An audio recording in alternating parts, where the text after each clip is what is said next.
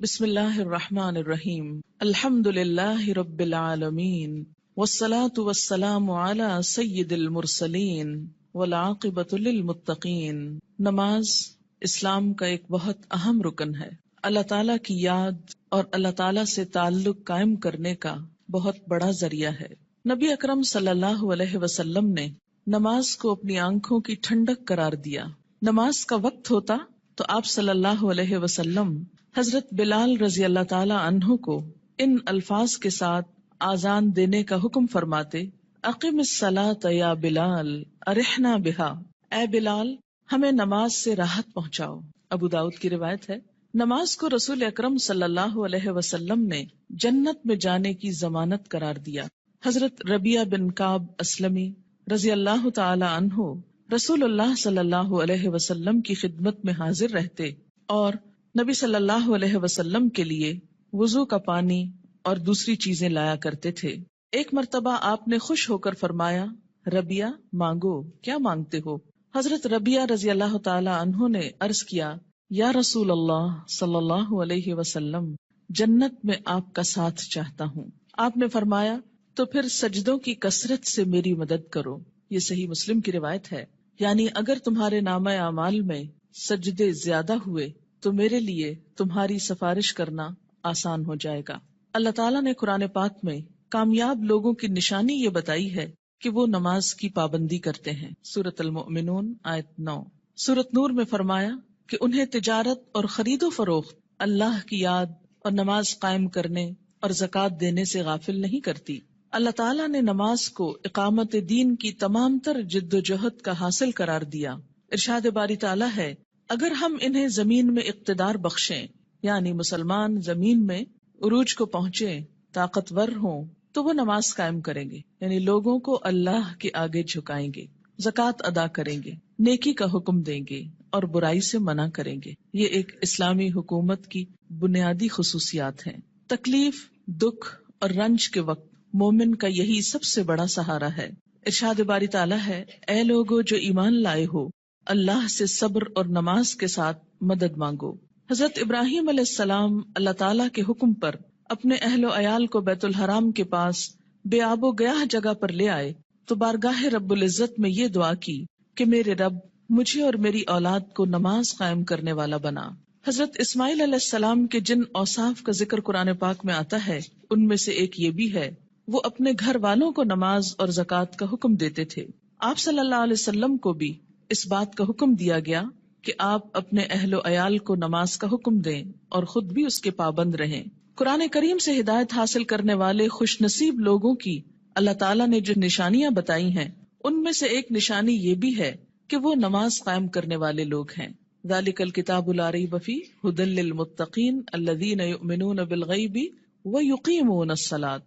نماز میں غفلت، کاہلی اور سستی سے کام لینے کو اللہ تعالیٰ نے منافقین کی نشانی بتایا ہے کہ اذا قاموا الی الصلاۃ قاموا کسالی، کہ منافق جب نماز کے لیے اٹھتے ہیں تو سستی کے ساتھ اٹھتے ہیں۔ یراؤن الناس، محض لوگوں کو دکھانے کے لیے، ولا یذکرون اللہ الا قلیلا، اور اللہ کو بہت کم ہی یاد کرتے ہیں، یعنی ان کو نمازوں میں بھی خدا یاد نہیں آتا۔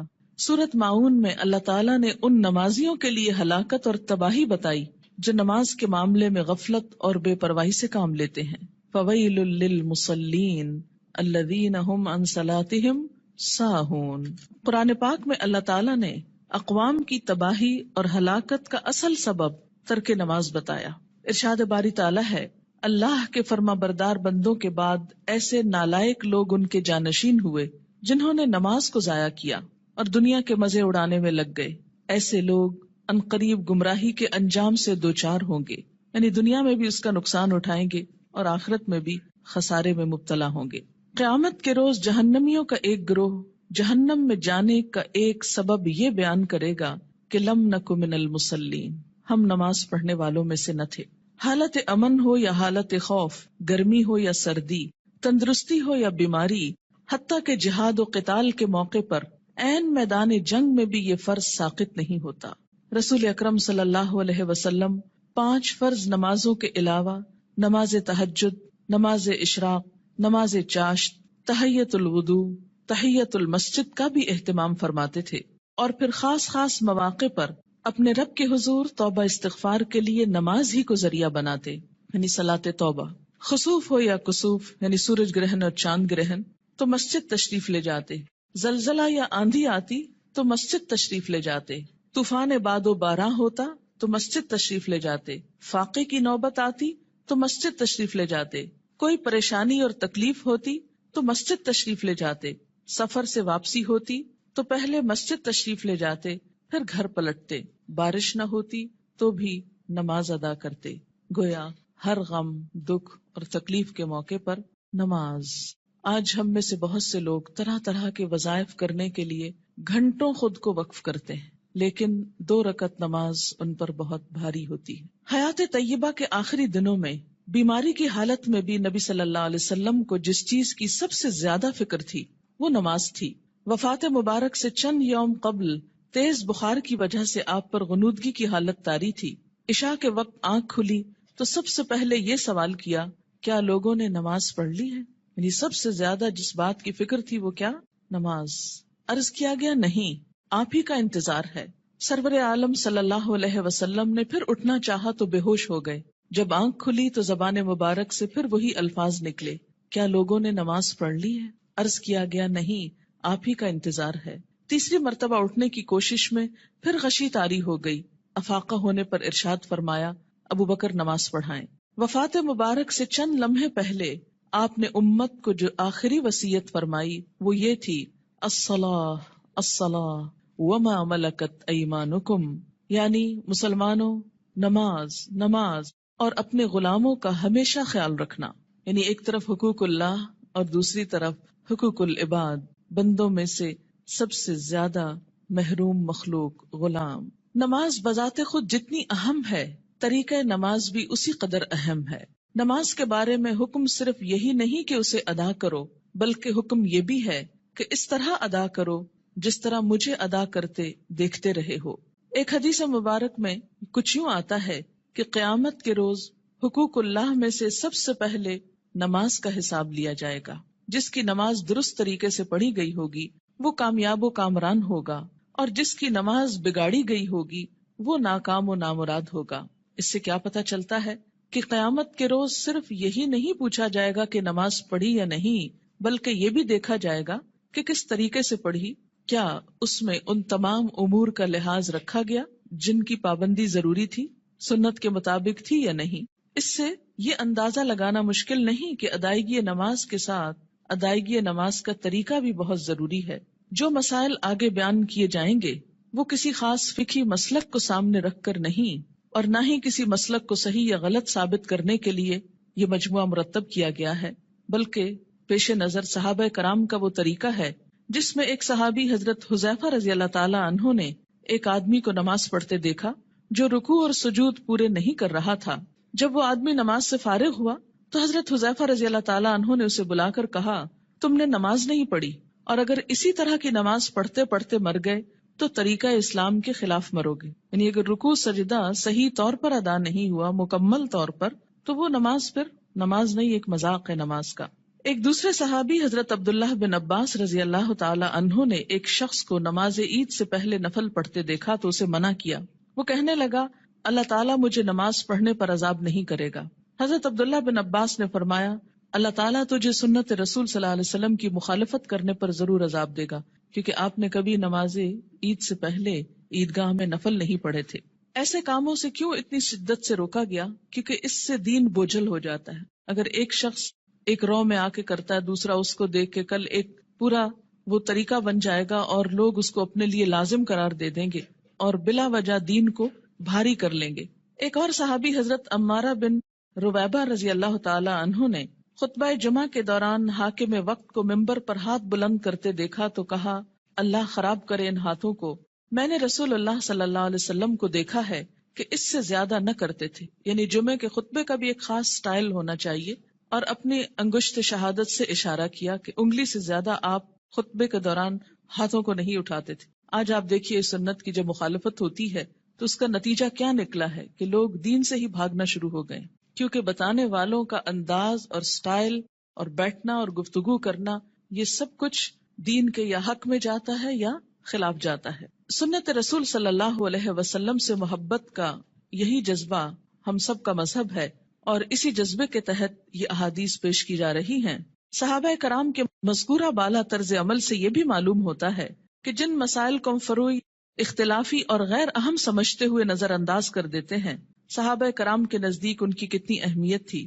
حقیقت یہ ہے کہ جو شخص رسول اللہ صلی اللہ علیہ وسلم کے اس فرمان مبارک سے آگاہ ہے، من رغب عن سنتی فلیس منی، یعنی جس شخص نے میری سنت اختیار کرنے سے گریز کیا وہ مجھ سے نہیں، وہ کسی بھی سنت کو معمولی اور غیر اہم سمجھ کر نظر انداز کرنے کی جسارت نہیں کر سکتا۔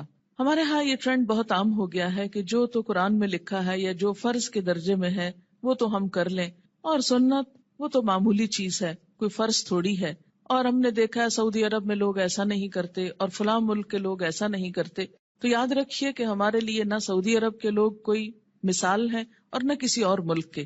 ہمارے لیے تو مثال 1400 سال پیچھے جاتی ہے نبی اکرم صلی اللہ علیہ وسلم کی ذات میں۔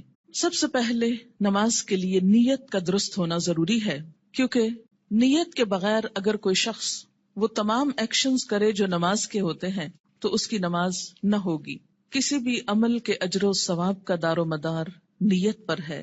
حضرت عمر بن خطاب رضی اللہ تعالی عنہ کہتے ہیں، میں نے رسول اللہ صلی اللہ علیہ وسلم کو فرماتے ہوئے سنا کہ اعمال کا دار و مدار نیت پر ہے، ہر شخص کو وہی ملے گا جس کی اس نے نیت کی، لہٰذا جس نے دنیا حاصل کرنے کی نیت سے ہجرت کی اسے دنیا ہی ملے گی، جس نے کسی عورت سے نکاح کرنے کی غرض سے ہجرت کی اسے عورت ہی ملے گی، بس مہاجر کی ہجرت کا صلہ وہی ہے جس کے لیے اس نے ہجرت کی۔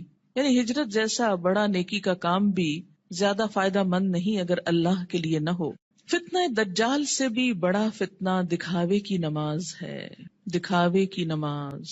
عن ابی سعید رضی اللہ عنہ قال خرج علینا رسول اللہ صلی اللہ علیہ وسلم ونحن نتذاکر المسیح الدجال فقال الا اخبرکم بما هو اخوف علیکم عندی من المسیح الدجال فقلنا بلا یا رسول اللہ صلی اللہ علیہ وسلم قال الشرک الخفی ان یقوم الرجل فیصلی فیزید صلاته لما یرى من نظر رجل رواہ ابن ماجہ۔ حضرت ابو سعید رضی اللہ عنہ کہتے ہیں کہ ہم مسیح دجال کا ذکر کر رہے تھے، اتنے میں رسول اللہ صلی اللہ علیہ وسلم تشریف لائے اور فرمایا، کیا میں تمہیں دجال کے فتنے سے زیادہ خطرناک بات سے آگاہ نہ کروں؟ ہم نے عرض کیا، ضرور یا رسول اللہ صلی اللہ علیہ وسلم۔ آپ نے فرمایا، شرک خفی یعنی خفیہ شرک جس کو پروناؤنس نہ کیا جائے لیکن وہ دل میں چھپاؤ، یہ دجال سے بھی زیادہ خطرناک ہے، اور وہ یہ ہے کہ ایک آدمی نماز کے لیے کھڑا ہو اور نماز کو اس لیے لمبا کرے کہ کوئی آدمی اسے دیکھ رہا ہے، یعنی تنہائی میں نماز پڑھے تو چھوٹی سی پڑھ لے، قل هو اللہ پڑھ کے ختم کر دے، اور اگر لوگوں کے بیچ میں پڑھ رہا ہے، لوگوں کے ساتھ پڑھ رہا ہے تو صرف اس لیے لمبی کر دے کہ لوگ دیکھیں گے تو پھر ان کے نزدیک میں بہت نیک کہلاؤں گا۔ اسے شرک بھی کہا گیا، یعنی شرک خفی، اور اسے دجال کے فتنے سے زیادہ بدترین چیز قرار دیا گیا، اور یہ بندوں کو بھی دھوکہ دینا ہے اور اللہ کو بھی۔ منافقین کی ایک صفت ہم نے قرآن پاک میں پڑھی تھی کہ یخادعون اللہ والذین آمنوا، یعنی اپنے ساتھ والوں کو دھوکہ دینے کی بات ہے نا، کہ وہ سمجھیں گے کہ میں اتنا اچھا نمازی ہوں جبکہ ہوں نہیں، تنہائی میں پڑھوں تو کچھ اور پڑھتا ہوں۔ وما یخدعون الا انفسهم، ایسے لوگ محض اپنے آپ ہی کو دھوکہ دیتے ہیں۔ تو جیسی ہم اکیلے میں پڑھتے ہیں ویسی اگر سب کے سامنے پڑھ لیں گے تو کوئی ہم کو نہیں مارے گا، ہو سکتا ہے کوئی نوٹس بھی نہ کر رہا ہو ہم کیا کر رہے ہیں، کسی کو اتنی فرصت کہاں کہ وہ سب اپنے کام چھوڑ کے صرف یہ دیکھے کہ اس کی نماز کتنی لمبی اور چھوٹی۔ یہ محض شیطان کا خیال ہوتا ہے جو ہمارے نیک عمل کو بھی برباد کر دیتا ہے۔ دکھاوے کی نماز شرک ہے۔ ان شداد ابن اوس رضی اللہ عنہ قال سمعت رسول اللہ صلی اللہ علیہ وسلم یقول من صلی یرائی فقد اشرک ومن صام یرائی فقد اشرک ومن تصدق یرائی فقد اشرک، رواہ احمد۔ حضرت شداد بن اوس رضی اللہ عنہ کہتے ہیں، میں نے رسول اللہ صلی اللہ علیہ وسلم کو فرماتے ہوئے سنا ہے، جس نے دکھاوے کی نماز پڑھی اس نے شرک کیا، جس نے دکھاوے کا روزہ رکھا اس نے شرک کیا، جس نے دکھاوے کا صدقہ کیا اس نے شرک کیا۔ اسے احمد نے روایت کیا ہے۔ نماز کی فرضیت۔ نماز اسلام کا دوسرا اہم رکن ہے۔ ان ابن عمر رضی اللہ عنہما قال قال رسول اللہ صلی اللہ علیہ وسلم بنی الاسلام علی خمس شہادت ان لا الہ الا اللہ وأن محمدًا رسول الله وإقام الصلاة وإيتاء الزكاة والحج وصوم رمضان رواہ البخاری۔ حضرت عبداللہ بن عمر رضی اللہ عنہ کہتے ہیں کہ رسول اللہ صلی اللہ علیہ وسلم نے فرمایا، اسلام کی بنیاد 5 چیزوں پر رکھی گئی ہے، اس بات کی شہادت، گواہی کہ اللہ کے سوا کوئی الہ نہیں اور محمد صلی اللہ علیہ وسلم اللہ کے رسول ہیں۔ نمبر 2، نماز قائم کرنا۔ نمبر 3، زکوٰۃ ادا کرنا۔ نمبر 4، حج کرنا۔ نمبر 5، رمضان کے روزے رکھنا۔ اسے بخاری نے روایت کیا ہے۔ ہجرت سے قبل 2 رکعت اور ہجرت کے بعد 4 رکعت نماز فرض ہوئی۔ یعنی نماز کی فرضیت کیسے ہوئی؟ مکہ میں کیسے تھی؟ ہجرت سے قبل 2 فرض اور بعد میں 4 ہو گئے اور فجر 2 ہی رہی۔ عن عائشہ رضی اللہ عنہا قالت فرض اللہ الصلاة حين فرضها ركعتين في الحضر والسفر فأقرت صلاة السفر وزید فی صلاة الحضر متفق علیہ۔ حضرت عائشہ رضی اللہ تعالی عنہا فرماتی ہیں، جب معراج کی رات اللہ تعالیٰ نے نماز فرض کی تو حضر و سفر، حضر کہتے ہیں حاضر ہونا، گھر میں رہنا، دونوں کے لیے 2 رکعت نماز فرض کی، بعد میں سفر کی نماز 2 رکعت برقرار رکھی گئی اور حضر کی نماز میں اضافہ کر دیا گیا۔ اسے بخاری اور مسلم نے روایت کیا ہے۔ نماز کی فضیلت، روزانہ باقاعدگی سے 5 نمازیں ادا کرنے سے تمام صغیرہ گناہ معاف ہو جاتے ہیں۔ ان ابی ہریرہ رضی اللہ عنہ قال قال رسول اللہ صلی اللہ علیہ وسلم ارأیتم لو ان نہرا بباب احدکم یغتسل فیہ کل یوم 5 ما تقول ذلك یبقی من درنہ قالوا لا یبقی من درنہ شیئا قال فذلك مثل الصلوات ال5 یمحو اللہ بها الخطایا متفق علیہ۔ حضرت ابو ہریرہ رضی اللہ تعالی عنہ کہتے ہیں، رسول اللہ صلی اللہ علیہ وسلم نے فرمایا، تمہارا کیا خیال ہے اگر تم میں سے کسی کے دروازے پر نہر بہتی ہو اور وہ اس نہر میں ہر روز 5 مرتبہ نہائے تو کیا اس کے بدن پر کوئی میل کچیل باقی رہ جائے گا؟ صحابہ کرام نے عرض کیا، نہیں، کسی قسم کا میل کچیل باقی نہیں رہے گا۔ آپ صلی اللہ علیہ وسلم نے فرمایا، یہی 5 نمازوں کی مثال ہے، اللہ تعالیٰ ان نمازوں کے ذریعے گناہ مٹا دیتا ہے۔ اسے بخاری اور مسلم نے روایت کیا ہے۔ یاد رکھیے کہ کچھ گناہ ایسے ہوتے ہیں کہ جن کو نیکیاں مٹاتی چلی جاتی ہیں۔ ان الحسنات یذہبن السیئات، اس میں کیا چیز آتی ہے؟ مثلاً آپ کے ہاتھوں کو ڈسٹ اور چھوٹی موٹی گندگی لگ جاتی ہے کام کرتے ہوئے، جب آپ پانی سے دھوتے ہیں تو وہ ڈسٹ خود بخود بہہ جاتی۔ کچھ چکنائی وغیرہ کے داغ ایسے ہوتے ہیں کہ جو صرف پانی سے نہیں دھلتے، اس کے لیے آپ کو صابن استعمال کرنا پڑتا ہے۔ کچھ داغ ایسے ہوتے ہیں پینٹ وغیرہ کے کہ جو صرف پانی اور صابن سے نہیں دھلتے، ان کے لیے آپ کو مخصوص قسم کا سولوشن استعمال کرنا ہوتا ہے جو ان دھبوں کو دور کر دے۔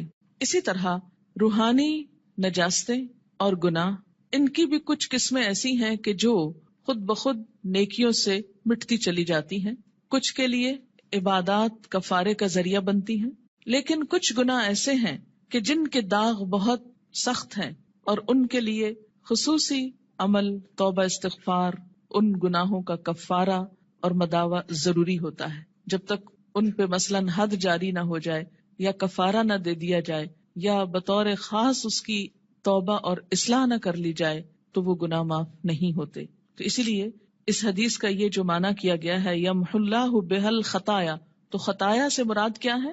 عام چھوٹے موٹے گناہ جو انسان ہونے کے ناطے بھول چوک کر اچانک انسان سے سرزد ہو جاتے ہیں۔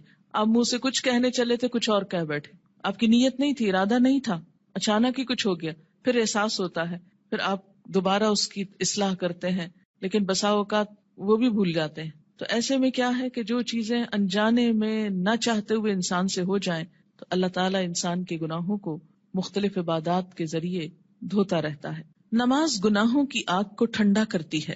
ان انس بن مالک رضی اللہ عنہ قال قال رسول اللہ صلی اللہ علیہ وسلم ان للہ ملکا ینادی عند کل صلاة یا بنی آدم قوموا الی نیرانکم التی اوقدتموها فاطفئوها رواہ الطبرانی فی الاوسط۔ حضرت انس بن مالک رضی اللہ تعالی عنہ کہتے ہیں، رسول اللہ صلی اللہ علیہ وسلم نے فرمایا، ہر نماز کے وقت اللہ تعالیٰ کا مقرر کردہ فرشتہ پکارتا ہے، لوگو اٹھو، اس آگ کو بجھانے کے لیے جسے تم نے اپنے گناہوں سے جلایا ہے. یعنی انسان کے گناہ انسان کے لیے جہنم کی آگ تیار کرتے ہیں، لیکن جب انسان نماز پڑھتا ہے آگ بجھ جاتی. 5 نمازیں باقاعدگی سے ادا کرنے والا قیامت کے دن صدیقین اور شہداء کے ساتھ ہوگا. ان عمر ابن ورۃ الجہنی رضی اللہ عنہ قال جاء رجل الى النبی صلی اللہ علیہ وسلم فقال یا رسول اللہ ارأیت ان شہدت ان لا الہ الا اللہ وانک رسول اللہ وصلیت الصلوات الخمس وادیت الزکاة وصمت رمضان وقمته فممن انا قال من الصدیقین والشہداء رواہ ابن حبان. حضرت عمر بن مرہ جہنی رضی اللہ تعالی عنہ کہتے ہیں کہ ایک آدمی نبی اکرم صلی اللہ علیہ وسلم کی خدمت میں حاضر ہوا اور عرض کیا یا رسول اللہ بتائیے اگر میں گواہی دوں کہ اللہ کے سوا کوئی الہ نہیں، آپ اللہ کے رسول ہیں، اور 5 نمازیں ادا کروں، زکوٰۃ دوں، رمضان کے روزے رکھوں اور رمضان میں قیام بھی کروں یعنی تراویح بھی پڑھوں، تو میرا شمار کن لوگوں میں ہوگا؟ آپ صلی اللہ علیہ وسلم نے ارشاد فرمایا صدیقین اور شہداء میں. اسے ابن حبان نے روایت کیا ہے. یعنی فرائض کا پورا کرنے والا بلند درجے رکھتا ہے، الا یہ کہ وہ بندوں کے حقوق میں ایسی کمی کرے کہ جس سے اس کے فرائض کا اجر بھی ختم ہو جائے. رات کی تاریکی میں مسجد میں آنے والے نمازیوں کے لیے قیامت کے دن مکمل نور کی خوشخبری ہے. ان بریدہ رضی اللہ عنہ ان النبی صلی اللہ علیہ وسلم قال بشر المشائین فی الظلم الى المساجد بالنور التام یوم القیامہ رواہ ابو داود والترمذی. حضرت بریدہ رضی اللہ تعالی عنہ روایت کرتے ہیں کہ نبی اکرم صلی اللہ علیہ وسلم نے فرمایا اندھیرے میں مسجدوں کی طرف چل کر جانے والوں کو قیامت کے دن مکمل روشنی کی خوشخبری دے دو. یہ تو آپ سب جانتے ہیں نا کہ حشر کے میدان میں بہت اندھیرا ہوگا، لیکن کچھ لوگوں کے پاس نور ہوگا، کچھ کے پاس ہوگا پھر چھین لیا جائے گا منافقوں سے. اور یہ نور کون سا نور ہوگا؟ انسان کے اپنے اعمال کا. اور اس نور کو بڑھانے والی چیز نماز ہے، اور خصوصاً رات کے اندھیرے میں مسجد جانے والوں کے لیے خوشخبری ہے. عورتوں کے لیے گھر میں ہی یہ نماز پڑھنے کا اجر ہے، اور اگر وہ مسجد نہیں بھی جا پاتی تو انشاءاللہ پابندی سے نماز ادا کرنے کی صورت میں وہ اس اجر سے محروم نہیں رہیں گی. نور کی وہ دعا بھی سکھائی گئی نا کہ ربنا اتمم لنا نورنا، اللہ ہمارا نور ہم پہ مکمل کر دے. کہ حشر کے میدان میں یہ دعا مانگیں گے اہل ایمان اس پریشانی سے کہ کہیں ان کا نور ان سے چھین نہ لیا جائے. مسجد میں آنے والے نمازی اللہ کے ملاقاتی ہیں جن کی اللہ تعالیٰ عزت فرماتا ہے. وَأَن سلمان رضی اللہ عنہ ان النبی صلی اللہ علیہ وسلم قال من تودأ فی بیتہ فاحسن الوضوء ثم اتى المسجد فهو زائر اللہ وحق علی المزور ان یکرم الزائر رواہ الطبرانی. حضرت سلمان رضی اللہ تعالی عنہ سے روایت ہے کہ نبی اکرم صلی اللہ علیہ وسلم نے فرمایا جس نے اپنے گھر میں اچھی طرح وضو کیا اور پھر مسجد میں آیا وہ اللہ کا ملاقاتی ہے، اور میزبان کے لیے ضروری ہے کہ وہ اپنے ملاقاتی کی عزت کرے. قیامت کے دن ایسے لوگوں کو عزت کے ساتھ جنت میں رکھا جائے گا، عزت کا لباس پہنایا جائے گا اور عزت کا مقام دیا جائے گا. وَلَهُمْ أَجْرٌ کریم کی جو بات آتی ہے، کریم عزت والا. نماز کی اہمیت. بے نماز کا انجام قارون، فرعون، حامان اور ابی ابن خلف کے ساتھ ہوگا. ان عبداللہ ابن عمرو بن العاص رضی اللہ عنہما ان النبی صلی اللہ علیہ وسلم انہ ذکر الصلاة یوما فقال من حافظ علیہا كانت له نورا وبرهانا ونجاة يوم القيامة ومن لم يحافظ عليها لم يكن له نورا ولا برهانا ولا نجاة وكان يوم القيامة مع قارون وهامان وفرعون وأبي بن خلف رواه ابن حبان. حضرت عبداللہ بن عمرو بن العاص رضی اللہ تعالی عنہ کہتے ہیں کہ نبی اکرم صلی اللہ علیہ وسلم نے ایک دن نماز کا ذکر کرتے ہوئے فرمایا جس شخص نے نماز کی حفاظت کی اس کے لیے نماز قیامت کے روز نور، برہان اور نجات کا سبب ہوگی، اور جس نے نماز کی حفاظت نہ کی اس کے لیے نہ نور ہوگا، نہ برہان، نہ نجات. نیز قیامت کے روز اس کا انجام قارون، فرعون، حامان اور ابی ابن خلف کے ساتھ ہوگا. اسے ابن حبان نے روایت کیا ہے. یہاں پر نماز کی حفاظت کا ذکر ہے، پابندی وقت بھی مراد ہے، رکوع اور سجود وغیرہ کی حفاظت بھی، اپنے دل اور خیالات کی حفاظت بھی، طہارت کی حفاظت بھی، تو ایسی نماز پڑھنے والے کی اللہ تعالیٰ بھی حفاظت فرمائیں گے، اور قیامت کے دن اس کے لیے یہ نماز سراسر فائدے کا سبب ہوگی۔ اور اگر نہیں تو ایسا شخص فرعون، قارون، جو مال کی محبت میں گرفتار تھا، کیونکہ عموماً انسان نمازوں کی پرواہ کیوں نہیں کرتا؟ مال کی محبت میں گرفتار ہو کر۔ فرعون حکومت اور جاہ و مال کی وجہ سے، تکبر کی وجہ سے۔ حامان جو اس کا مشیر تھا، جو فرعون کی خوشنودی حاصل کرنے کے لیے اسی کے دین پر تھا اور اسی کا مددگار اور وزیر تھا۔ آج بھی دنیا میں بہت سے ایسے لوگ ہیں جو اپنے بڑوں کی خوشنودی حاصل کرنے کے لیے اپنے کسی باس کی یا کسی بڑے کی اس کا کام کرتے کرتے یا اس کی خوشامد کرتے کرتے اللہ تعالیٰ کا یہ حق بھول جاتے ہیں۔ اور اسی طرح ابی ابن خلف اسلام دشمنوں میں سے تھا، یعنی ایسا شخص جو نماز کی حفاظت نہ کرے، پھر اسے صدیقین اور شہداء کے ساتھ ہونے کی بجائے ایسے مجرموں کے ساتھ رکھا جائے گا۔ اسلام اور کفر کے درمیان حد فاصل نماز ہے۔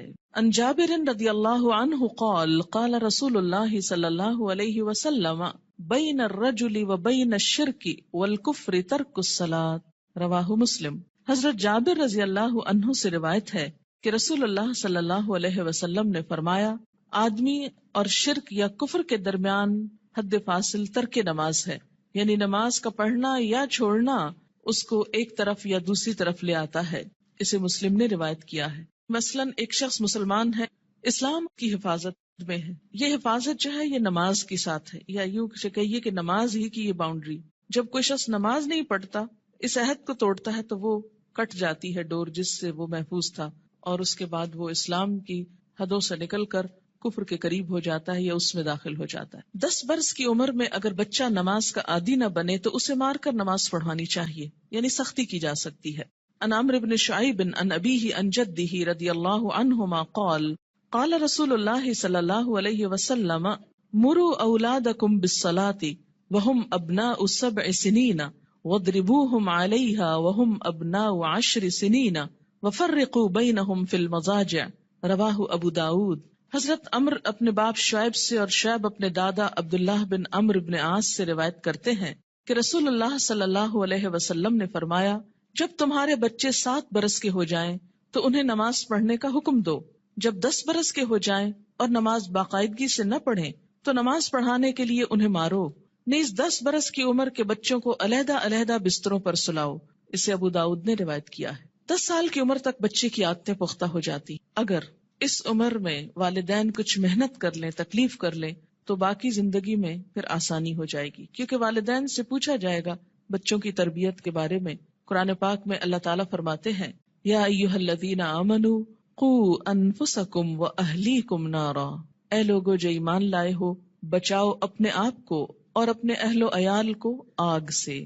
ہم سمجھتے ہیں ایمان اور آگ، ہم نے تو کلمہ پڑھ لیا، ہمیں آگ کیوں چھوئے گی؟ اللہ تعالیٰ ایمان والوں ہی سے فرما رہے ہیں کہ اپنے آپ کو اور اپنے بچوں کو، بیوی کو، گھر والوں کو، اہل و عیال کو آگ سے بچاؤ، یعنی ان کی اسلامی خطوط پر تربیت کرو تاکہ وہ اللہ کے بندے بن کر زندگی بسر کر سکیں۔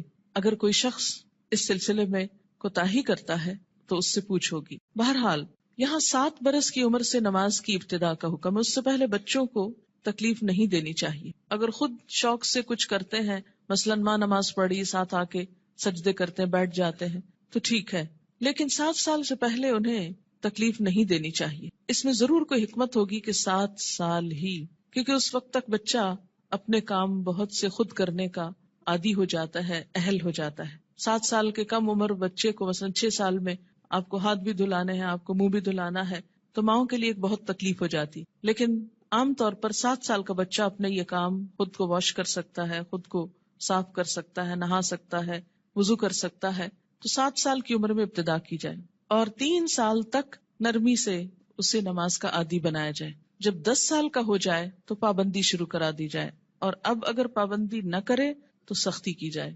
لیکن انشاءاللہ جو 7 سال سے ابتدا کرا دے گا اس کو 10 سال میں سختی کی ضرورت نہیں رہے گی، اور اس میں آپ پھر تدریج سے کام لے سکتے ہیں۔ مثلا میں نے اپنے بچوں کے ساتھ یہ کیا کہ ان کو جو 7ویں سال کی جو برتھ ڈے آپ سیلیبریٹ کرتے ہیں تو کیک کھلانے کی بجائے بٹھا کے یہ بتایا کہ نماز کتنی امپورٹنٹ ہے، اور آج سے تم 7 سال کے ہو گئے ہو اور ہم سب مل کر مغرب کی نماز پڑھیں گے. میں نے یہ نہیں کہا کہ تم پڑھو، بلکہ ہم پڑھیں گے. اور ساتھ کھڑے ہو کر وضو کروایا، ساتھ کھڑے ہو کر نماز پڑھائی. اس سے بچے کو کچھ بھی مشکل نہیں ہوئی. نماز سے پہلے وضو ایک مشکل کام ہوتا ہے، جو وہ مرحلہ پار کر جائے اس کے لیے اگلا مرحلہ آسان ہو جاتا ہے. تو مائیں اگر وضو کرتے وقت تھوڑا سا وقت 5-7 منٹ لگائیں اور ساتھ وضو کرائیں، اس سے وضو کی بھی اصلاح ہوگی انشاءاللہ، کہ دیکھا جائے گا کہ وہ اپنے کپڑے تو نہیں بھگو رہے یا باتھ روم تو نہیں بھگو رہے. کیونکہ بہت دفعہ دیکھنے میں آتا ہے اب تک کہ بچے تو کیا، بڑے بڑے میچور لوگ جب کسی واش روم سے نکلتے ہیں تو سارا واش روم یوں لگتا ہے جیسے کوئی نہا کے نکلا ہو یہاں سے. کبھی سمجھ نہیں آئی کہ اس قدر پانی گرانے کی کہ جو سنک سے باہر زمین پر بھی پورا پھیل جائے اور کپڑے بھی اور سب کچھ گندا کرے، اس کی آخر کیا وجہ ہے اور اس کی ضرورت کیا ہے. جب ہم وضو کرتے ہیں تو نہاتے تو نہیں ہیں، لیکن منظر باتھ روم میں نہانے کا ہی نظر آتا ہے. خیر، اب دیکھیں کہ بچوں کو جب وضو کرائیں تو اس وقت بھی انہیں بتائیں کہ پانی بہت نہیں استعمال کرنا اور کس طریقے سے وہ کریں گے. انشاءاللہ اس کا طریقہ آگے پورا آئے گا، آپ اپنا سب چیک کر لیجئے، بچوں کا بھی کر لیجئے. پھر اس کے بعد یہ کہ ساتھ کھڑا کر کے نماز پڑھیں، کیونکہ تنہا نماز پڑھنے میں کوتاہی ہوتی ہے، مشکل لگتی ہے. جب ساتھ ماں ہوتی ہے تو بچے کو بہت ڈھارس ہوتی اور آسانی سے نماز پڑھ لیتا ہے. 1 آدھ مہینہ آپ صرف ایک ہی نماز پڑھائیں، پھر اس کے بعد عصر کی ساتھ شروع کر لیں، پھر ظہر کی کر لیں. ظہر میں اگر صرف فرض بھی پڑھ لیں تو کافی ہے. پھر اسی طرح عشاء پر لے آئیں، پھر فجر پر. 10 سال کی عمر تک اگر وہ اپنی مرضی سے فجر اٹھ کے پڑھ لیتے ہیں تو کوئی بات نہیں، لیکن 10 سال کے بعد پھر فجر سورج نکلنے سے پہلے، اور پھر آہستہ آہستہ سنت کی رغبت بھی. فجر کی تو سنت خیر پڑھی ہی جائے گی، لیکن باقی نمازوں میں آہستہ آہستہ رغبت، حتیٰ کہ جب بالغ ہوں، 12 سال 13 14 مختلف بچوں کی مختلف بلوغت کی عمر ہوتی ہے، تو اس وقت پھر ان کو دین کی ایسی باتیں ساتھ پڑھائیں کہ جس سے ان کے دل میں سنت پڑھنے کی، نفل پڑھنے کی محبت پیدا ہو جائے اور وہ نماز سے بھاگے نہیں بلکہ نماز سے محبت کرے، ایسی ہی جیسے اللہ کے رسول صلی اللہ علیہ وسلم فرماتے تھے، اٹھو بلال، نماز قائم کرو اور ہمیں راحت پہنچاؤ. کہ نماز ایک خوشی کی خبر بن جائے، نہ کہ ایک پریشانی کی. اور اس میں تھوڑی سی محنت کی ضرورت ہے. اگر کوئی بچہ محنت کے باوجود، کوشش کے باوجود نہ پڑھنے کی طرف آئے تو پھر خصوصی طور پر دعا مانگے. نفل حاجت کے پڑھ کر خصوصی دعا بچے کے لیے مانگے کہ اللہ تعالیٰ اس کے لیے یہ کام آسان کر دے اور اس کے دل میں یہ محبت پیدا کر دے. آپ دیکھیں کہ اگر آپ بچوں کو نماز کا عادی کر دیں گے تو آپ کو کتنا فائدہ ہے کہ ہر نماز میں جب وہ پڑھیں گے ربنا اغفر لی ولوالدی، یعنی ہر نماز کے اندر وہ آپ کے لیے دعائیں کریں گے. ربنا اغفر لی ولوالدی، اللہ مجھ کو معاف کر دے اور میرے والدین کو کر دے. مفت کی دعائیں ملتی جائیں گی ساری زندگی. دنیا سے چلے بھی جائیں تو پیچھے سے بچے دعائیں کریں گے، ورنہ الگ سے کس کو یاد رہتا ہے کہ وہ دعا کرے. اور ایسے ہی بچے پھر ماں باپ کے لیے صدقہ جاریہ ہو جاتے ہیں. صرف نماز عصر کا فوت ہونا ایسا ہے جیسے کسی کا مال اور اہل و عیال لٹ جائے. عن ابن عمر رضی اللہ عنہما قال قال رسول اللہ صلی اللہ علیہ وسلم الذي تفوته صلاة العصر فكأنما وتر اہلہ ومالہ، متفق علیہ. حضرت عبداللہ بن عمر سے روایت ہے، رسول اللہ صلی اللہ علیہ وسلم نے فرمایا، جس شخص کی نماز عصر فوت ہو جائے اس کی حالت اس شخص کی طرح ہے جس کا اہل و عیال اور مال و اسباب ہلاک ہو گیا ہو. صرف نماز عصر قضا کرنا ایسا ہے گویا کسی کا گھر گر جائے، بال بچے سب مر جائیں اس میں اور پورا مال بھی تباہ ہو جائے، یا گھر والوں سمیت گھر کو آگ لگ جائے اور ہر چیز راکھ ہو جائے. ایسا حادثہ اگر کہیں ہو جائے تو انسان دنوں یاد رکھتا ہے، لیکن نماز قضا کر کے کتنا دکھ اور تکلیف ہم محسوس کرتے ہیں وہ ہم سب اپنے دلوں سے پوچھ سکتے ہیں. یہ نقصان دنیا میں نظر نہیں آتا اس لیے دکھ بھی نہیں ہوتا، آخرت کے دن یہ نقصان نظر آئے گا اور تلافی کی کوئی صورت نہ ہوگی، کوئی موقع نہ ہوگا. اچھا، یہ جو حدیث ہے یہ بخاری اور مسلم نے روایت کی ہے، یعنی متفق علیہ حدیث ہے، یعنی کوئی ایسی کھیل مذاق کی بات نہیں ہے کہ ایسی ڈرا رہے. نماز سے غفلت کی سزا.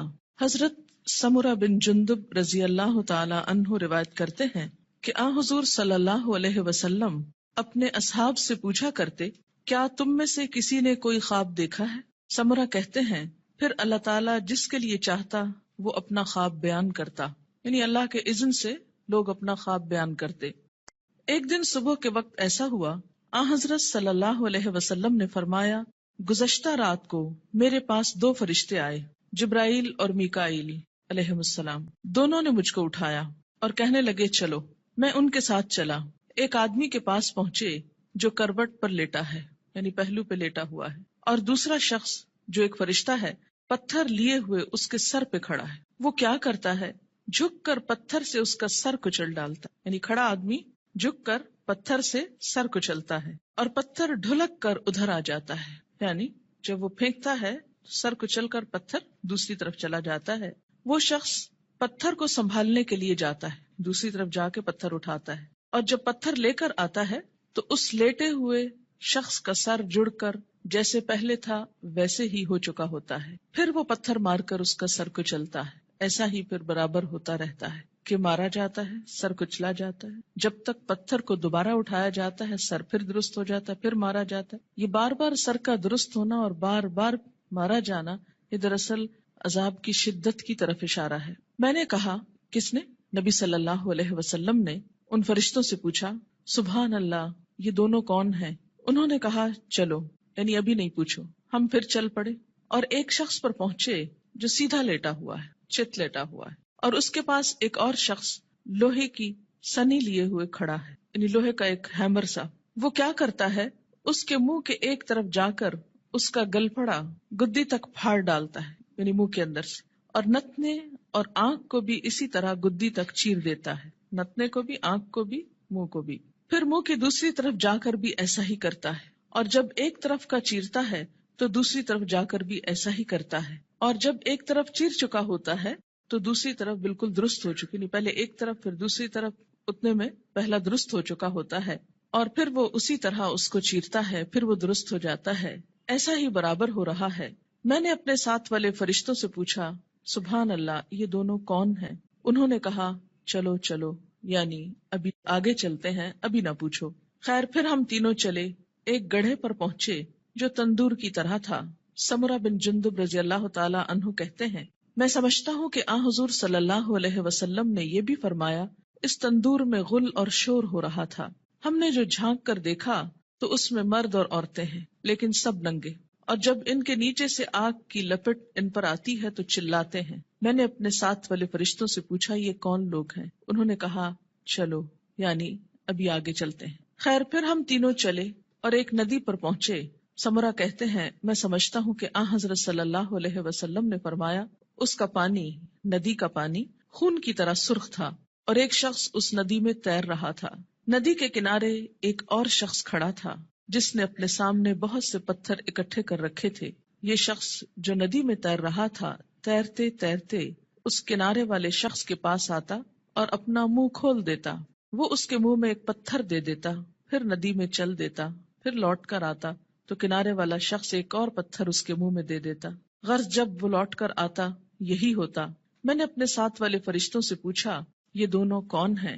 انہوں نے کہا چلو چلو چلو چلتے ہیں. خیر پھر ہم تینوں چلتے چلتے ایک نہایت بدصورت بد شکل مرد کے پاس پہنچے، بہت ہی بدصورت جو تم نے کبھی بھی دیکھا ہو. وہ کیا کر رہا تھا؟ آگ سلگا رہا تھا اور اس کے گرد دوڑ رہا تھا. میں نے اپنے ساتھ والے فرشتوں سے پوچھا یہ کون ہے؟ انہوں نے کہا چلو چلتے ہیں. پھر ہم تینوں چلے.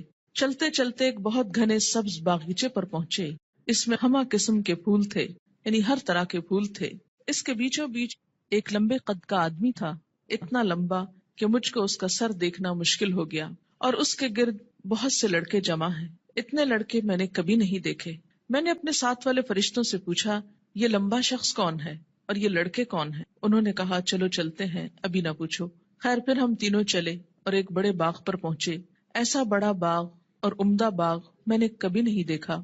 میرے ساتھ والے فرشتوں نے مجھ سے کہا اس باغ میں ایک درخت تھا، اس پر چڑھ جا. ہم تینوں اس پہ چڑھ گئے اور جاتے جاتے ایک شہر پر پہنچے جو سونے چاندی کی اینٹوں سے بنایا گیا تھا. ہم نے اس شہر کے دروازے پر آ کر دروازے کو کھلوایا. دروازہ کھولا گیا، ہم اس کے اندر گئے. وہاں ہم کو ایسے آدمی ملے کہ ان کا آدھا دھڑ تو نہایت خوبصورت، بہت ہی خوبصورت جو کبھی تم نے دیکھا ہو، اور آدھا بدصورت. میرے ساتھ والے فرشتوں نے ان سے کہا جاؤ اس ندی میں گر پڑو، غوطہ لگاؤ. وہاں ایک اور ندی دکھائی دی جو چوڑائی میں بہ رہی تھی. اس کا پانی دودھ کی طرح سفید تھا. غرض یہ آدمی اس ندی میں کود پڑے، پھر جو لوٹ کر ہمارے پاس آئے تو ان کی بدصورتی جاتی رہی، ان کا پورا جسم خوبصورت ہو گیا۔ اب میرے ساتھ والے فرشتے کہنے لگے یہ شہر جنت العدن ہے، قرآن پاک میں آتا ہے نا جنات و عدن، ہمیشہ رہنے والا باغ، ایور گرین، اور یہی تمہارا مقام ہے۔ میری آنکھ جو اوپر اٹھی تو کیا دیکھتا ہوں، ایک محل ہے سفید ابر کی طرح، یعنی بادل کی طرح۔ ان فرشتوں نے کہا یہ تمہارا گھر ہے۔ میں نے کہا اللہ تم کو برکت دے، مجھ کو چھوڑو میں اپنے گھر میں جاؤں۔ انہوں نے کہا نہیں، ابھی تم اس گھر میں نہیں جا سکتے، لیکن بعد میں تم اس میں داخل ہوگے۔ میں نے کہا اچھا خیر، اس رات کو میں نے جو عجیب عجیب باتیں دیکھی تو ان کی حقیقت بیان کرو۔ انہوں نے کہا ہاں، اب ہم تم سے ان کی حقیقت بیان کرتے ہیں۔ پہلا شخص جو تم نے دیکھا جس کا سر پتھر سے کچلا جا رہا تھا، یہ وہ شخص ہے جس نے قرآن سیکھ کر اس کو چھوڑ دیا تھا۔ فرض نماز کا وقت قضا ہو جاتا اور وہ سویا رہتا۔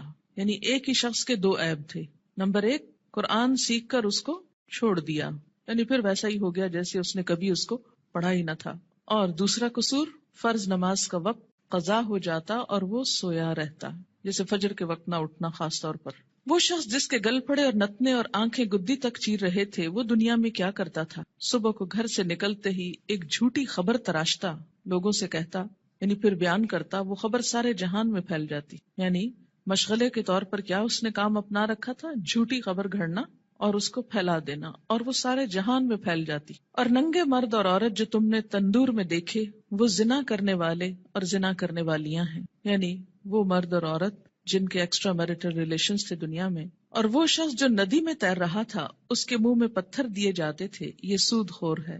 اور وہ بدصورت شخص جو آگ سلگا رہا تھا اور اس کے گرد دوڑ رہا تھا، وہ دوزخ کا داروغہ ہے۔ اس کا نام کیا ہے؟ قرآن پاک میں کیا آتا ہے؟ مالک نامی۔ لمبا شخص جو باغیچے میں ملا تھا، وہ ابراہیم علیہ السلام پیغمبر ہیں۔ ان کے گرد وہ لوگ ہیں جو اسلام کی فطرت پر مرے، یعنی توحید پر۔ سمرہ کہتے ہیں بعض مسلمانوں نے آپ صلی اللہ علیہ وسلم سے عرض کیا، یا رسول اللہ صلی اللہ علیہ وسلم، اور مشرکوں کے بچے جو نابالغ مرتے ہیں وہ بھی ان میں داخل ہیں؟ آپ نے فرمایا ہاں، مشرکوں کے بچے بھی، کیونکہ ہر بچہ فطرت پر پیدا ہوتا ہے نا، جب تک اس کا شعور اپنا نہیں جاگ جاتا۔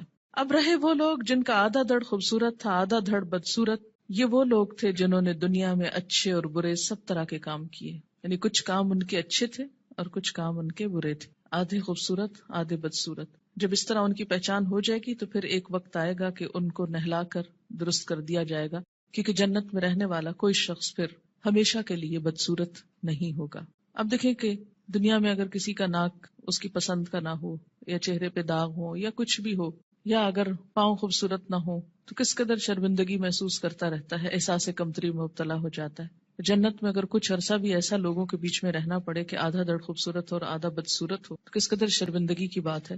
اس لیے انسان کے جتنے بھی اعمال ایسے ہوں جو بدصورت کرنے والے ہوں، اس کو ان کو چھوڑ کر خوبصورت کی طرف پلٹنے کی ضرورت ہے۔ بخاری کی یہ روایت ہے، طویل روایت، جس کا ایک حصہ فرض نماز کے بارے میں ہے۔ یاد رکھیے انبیاء علیہم السلام کی خواب وحی کا ایک ذریعہ ہوتا ہے، اور یہ خواب آپ صحابہ کے بیچ میں بیان کر رہے ہیں اور سکھانے کا ایک طریقہ ہے۔ انبیاء علیہم السلام کو وحی بسا اوقات خواب میں بھی آتی۔ حضرت عائشہ رضی اللہ تعالی عنہا کا بیان ہے کہ نبی صلی اللہ علیہ وسلم پر وحی آنے کی ابتدا ہی سچے خوابوں سے ہوئی تھی۔ انبیاء علیہم السلام کے خواب بھی سچے ہوتے ہیں، اور خواب میں بھی جو سین ان کو دکھائے جاتے ہیں، جو باتیں ان کو دکھائی جاتی ہیں، وہ بالکل سچ ہوتی ہیں، حقیقت۔ تو یہاں پر آپ صلی اللہ علیہ وسلم کو بذریعہ خواب دکھایا گیا کہ ایک شخص ہے جس کا سر پتھر سے کچلا جا رہا ہے، اور پھر ٹھیک ہو جاتا ہے۔ اور پھر اب آپ دیکھیے کہ جو شخص قرآن یاد کر کے بھلا دیتا ہے، ایک تو حافظ کا انجام بتایا گیا۔ میں آپ لوگوں کو یہ نصیحت کروں گی کہ جب تک بچوں کا اپنا رجحان نہ ہو، اپنا شوق نہ ہو، خدا کے لیے ان کو حفظ نہ کرائیں۔ کیوں؟ اس لیے کہ وہ ماں باپ کے کہنے میں آ کے کر تو لیتے ہیں، لیکن بعد میں اس کی حفاظت نہیں کرتے۔ ماں باپ کیوں اتنا اصرار کرتے ہیں ان کو حفظ کرانے پر؟ ریسنٹلی مجھے کسی نے بتایا کہ وہ خود نماز نہیں پڑھتے لیکن بچوں کو حفظ کرانے کا بہت شوق رکھتے ہیں۔ میں نے کہا ایسی بھی کیا بات ہوئی؟ اس لیے کہ وہ یہ چاہتے ہیں کہ بچے ان کو بخشوا سکیں، بچے حافظ بن جائیں اور ماں باپ کی بخشش کرا سکیں۔ تو جہاں اپنی بخشش کے لیے خود تو نماز پڑھی نہ جائے لیکن بچوں کو حافظ بنا دیا جائے، تو وہ بچے بھی کتنا یاد رکھیں گے، اور باپ کو سوتے دیکھیں ساری زندگی تو وہ کتنی نماز پڑھیں گے اور کتنا قرآن پڑھیں گے، تو اللہ ہی جانتا ہے۔ اللہ تعالیٰ یخرج الحی من المیت و یخرج المیت من الحی، زندہ سے مردہ اور مردہ سے زندہ کو نکالتا ہے، بے عمل سے باعمل بچے کو پیدا کر سکتا ہے، یہ اس کی شان ہے. لیکن ہم اپنی کوششوں کو بھی دیکھیں کہ ہم کیا کر رہے ہیں. اور اس میں فرض نماز پڑھے بغیر سو جانا میں فجر کی نماز بھی ہو سکتی ہے اور عشاء بھی ہو سکتی ہے، یا پھر ظہر پڑھے بغیر سو جانا، یا پھر عصر کے لیے اٹھنا ہی نہیں، سوئے چلے جانا. نماز فجر اور عشاء کے لیے مسجد میں نہ آنا نفاق کی علامت ہے.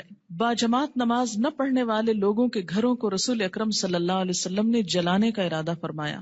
عن ابی ہریرہ رضی اللہ عنہ قال قال رسول اللہ صلی اللہ علیہ وسلم لیس صلاة اسقل علی المنافقین من الفجر والعشاء ولو يعلمون ما فيهما لآتوهما ولو حبوا لقد هممت ان آمر المؤذن فيقيم ثم آمر رجلا يؤم الناس ثم آخذ شعلا من نار فأحرق على من لا يخرج إلى الصلاة بعد. متفق علیہ.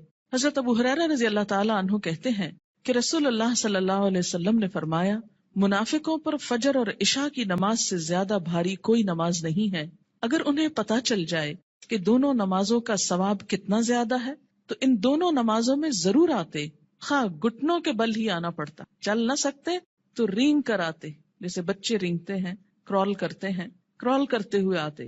میں نے ارادہ کیا کہ مؤذن کو حکم دوں وہ اقامت کہے، پھر ایک آدمی کو حکم دوں کہ وہ لوگوں کی امامت کرائے، اور خود آگ کا ایک شعلہ لے کر